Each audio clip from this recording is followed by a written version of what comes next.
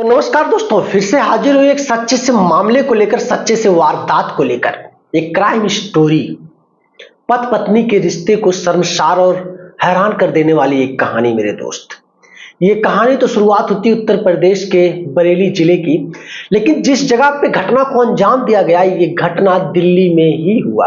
दरअसल मामला ये है, फरजाना नाम की एक 29 साल की महिला और 31 साल का इरफान, दोनों पति पत्नी के रिश्ते में बहुत ठीक ठाक थे।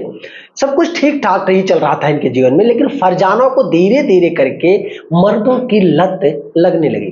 क्योंकि जो इरफान का चचेरा भाई था, उससे फरजाना के संबंध रहने लगे।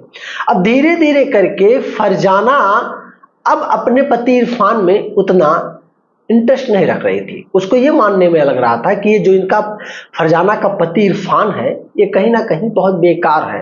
मतलब जिसे नामर्द आप कह सकते हो, इससे कुछ नहीं हो पाता, एकदम बेकार निठल्ला, किसी काम का नहीं है। कभी कभी छोटी छोटी बातों को लेकर फरजाना और इरफान में झगड़े भी हो जाया करते थे, लेकिन फरजाना मुंह खोल के अपने पति से बात नहीं कहती थी कि तुम एक नामर्द हो, तुम बेकार हो, तुमसे कुछ नहीं हो पाता। अब इरफान इन सारी बातों से समझ नहीं पाता कि आखिर इसको हो क्या गया, ये चाहती क्या है। धीरे धीरे करके अब जो इरफान का चचेरा भाई था, जिससे फरजाना का रिश्ता गहरा गहरा गहरा होता जा रहा था, धीरे धीरे करके फरजाना ने बेहतरीन तरीके का षड्यंत्र बनाया। क्योंकि अब फरजाना को यह लगने लगा कि इसके साथ रहना उसके जीवन को नर्क बनने में देरी नहीं लगेगी। फरजाना अब इरफान यानी कि अपने पति से आजादी चाहती थी, उसके साथ नहीं रहना चाहती थी। अब धीरे धीरे करके यह क्या करती है, मोबाइल में पहले तो किस तरीके से लोगों को मारा जाए, किस प्लानिंग से मारा जाए, ये सारी चीजें सर्च करती थी, अलग अलग टॉपिक पे अलग अलग तरीके से। लेकिन इसको समझ में नहीं आ रहा था कि कौन सा तरीका इसके लिए बेस्ट होगा। इसीलिए इसने तो पहले एक हफ्ते 10 दिन तक कई सारी वीडियोज देखी, कई सारे आर्टिकल पढ़े, कई सारे साइट पे गई, लेकिन कुछ बेहतरीन चीज इसको नहीं मिला। फिर धीरे धीरे करके इसने खुद से एक इन्वेंशन किया घटना को अंजाम देने के लिए, कि पहले ये अपने पति को एक प्रॉपर नशीली चीज खिलाती है, जिसे आप नशा कह सकते हो या और कुछ कह सकते हो, दवाइयां कह सकते हो, नींद की गोली का नाम दे सकते हो। ऐसी कोई चीज अपने पति को खिलाती है, यानी कि इरफान को। खिलाने के बाद जब इसका पति एकदम बेसुध हो जाता है, उसके बाद उसको कई जगह चाकू से वार करती है और इस तरीके से घटना को अंजाम देती है कि मानो कि उसने खुद आत्महत्या किया हो। अब अनान फनान में तुरंत फरजाना अपने ही पति का हत्या करके और वहीं नजदीकी संजय गांधी हॉस्पिटल में पहुंचती है लेकर के, और चिल्लाती है, मेरे पति आंखें नहीं खोल रहे हैं, पता नहीं क्या हुआ, डॉक्टर बचाओ इनको, बचाओ। तरह तरह का मामला। और जो इनका इरफान का भाई था, वो भी हॉस्पिटल में मौजूद था। धीरे धीरे करके डॉक्टर जब बॉडी को देखते हैं, चेकअप वगैरह करते हैं, तो डॉक्टरों को थोड़ा संदेह होने लगता है कि इस तरीके का अगर घटना इससे इरफान नाम के इस व्यक्ति के साथ हुआ है, यानी कि इस महिला के पति के साथ हुआ है, तो जाहिर सी बात है ये खुद से नहीं कर सकता, इसके साथ कुछ तो हुआ है। डॉक्टर तुरंत नजदीकी पुलिस को इन्फॉर्म करती है, पुलिस तुरंत वहां पे पहुंचती है और डॉक्टर बताती है कि साहब, इसमें मुझे ये सारी चीजें डाउट लग रही है, क्योंकि कुछ चोटें ऐसी हैं शरीर पर, कुछ घाव ऐसे हैं जो इंसान खुद से नहीं कर सकता। बस पुलिस तुरंत इस मामले को पर्दाफाश करने में लग गई और धीरे धीरे करके अब फरजाना से पूछताछ करना शुरू कर देती है। महिला कांस्टेबल भी होती है मौजूद। महिला कांस्टेबल बहुत ज्यादा दबाव बनाना शुरू कर देती है फरजाना के ऊपर। फरजाना एक चुप हजार चुप, कुछ बताना ही नहीं चाहती थी, वो छुपा रही थी बहुत सारी चीजें। लेकिन जब दबाव हद से ज्यादा बन गया कि सच अगर वो नहीं बताएगी तो उसको फांसी पे लटकना पड़ेगा, अगर फरजाना ने सच बता दिया तो हो सकता है उसको 1-2 साल की सजा, 4 साल की सजा हो जाए, उसके बाद वो छूट जाए। अब पुलिस ने कई सारे तरीके अपनाए। उस तरीके के बाद फरजाना ने तब जाकर के अपने मुंह खोले।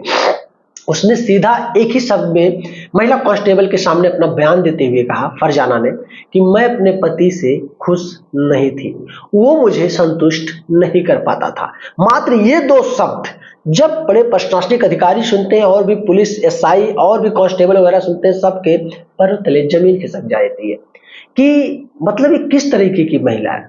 अब पुलिस इसके ऊपर और कड़ी कार्यवाही करती है और कहती है कि तुम अब भी सच बताओ, अगर तुम अपने पति से खुश नहीं थी तो फिर कहीं ना कहीं तो तुम्हारे कुछ चक्कर या अफेयर जो रहेंगे उसके भी बारे में साफ साफ सच सच बता दो। नहीं तुम जितनी भी बातों को छुपाने की कोशिश करोगी, जितना हमको नजरअंदाज करने की कोशिश करोगी, मामला उतना गहरा होगा और तुम्हें उतने ही ज्यादा धाराओं में चालान करके हम लोग भेज देंगे कोर्ट में। अब फरजाना कहीं ना कहीं पुलिस की पूरी टीम को देखकर, महिला कांस्टेबल की कुछ दबिश को देखकर डर गई और डर के मारे उसने बताया कि मेरे पति का चचेरा भाई है, मेरा संबंध उसी से है और वो बहुत ही अच्छा है, मैं अब उसी के साथ रहना चाहती हूँ। उसमें है वो चीज, वो है एक जीता जागता पावरफुल इंसान, तरह तरह की बातें करती है। और पुलिस ने कहा बस इतनी ही छोटी बात को लेकर तुमने अपने पति को मार दिया? अरे नहीं रहना था, एक बार अपने पति से कह देती कि तुम बेकार हो, तुम्हें वो चीज नहीं है, मैं तुम्हें छोड़कर जा रही हूँ। उसकी हत्या करने की क्या जरूरत थी? अब फरजाना कहीं ना कहीं अपने आप को बचाव करने के लिए सीधा आरोप अपने मरे हुए पति के ऊपर यही लगाती है कि उसका पति सट्टेबाजी करता था, जुआ खेलता था, नशा अत्यधिक करता था। ये सारे आरोप लगा करके पुलिस से यही कहती है कि बताओ साहब, अगर इस तरीके का किसी का भी पति हो कि वो रात में 12-12, 1-1 बजे नशा करके आए, सट्टेबाजी करके आए, जुआ खेल कर आए और मैं आधी आधी रात तक बैठकर उसकी इंतजार करूं, और मेरी ख्वाहिशें भी हैं, क्योंकि मैं एक जवान महिला हूं, मेरी भी कुछ ख्वाहिशें, मेरी कुछ अंतर आत्मा है, अगर उस ख्वाहिश और उस अंतर आत्मा को पूरा ना हो पाए तो आप जाहिर से बताओ, क्या एक महिला किसी दूसरे मर्द के पास नहीं जाएगी? क्या एक महिला अपने पति को छोड़ना नहीं चाहेगी? तरह तरह के फरजाना ने कई सारे सवाल रखे, उन सारी चीजों को एक बेहतरीन तरीके से नोट कर लिया गया और कोर्ट में पेश कर दिया गया। हालांकि फरजाना को सजा हो चुकी है, उसको जेल भेज भी दिया गया है। तो दोस्तों ऐसे मामले बहुत सारे होते हैं, बहुत बड़ी बड़ी घटनाएं होती हैं, बहुत छोटी छोटी भी घटनाएं होती हैं। तो कुछ कहानियां, कुछ घटनाओं से हमको सीख लेनी चाहिए और जागरूक हो जाना चाहिए मेरे दोस्त। कभी छोटे छोटे मसले को लेकर, जो कि जिसकी दवाइयां बाजार में उपलब्ध हैं, बहुत सारी ऐसी चीजें हैं जिसको हम समझ नहीं पाते, जल्दबाजी के चक्कर में हम किसी का जान ले लेते हैं या खुद जान दे देते हैं। ऐसे बहुत सारी घटनाएं, बहुत सारे मामले सामने आते हैं।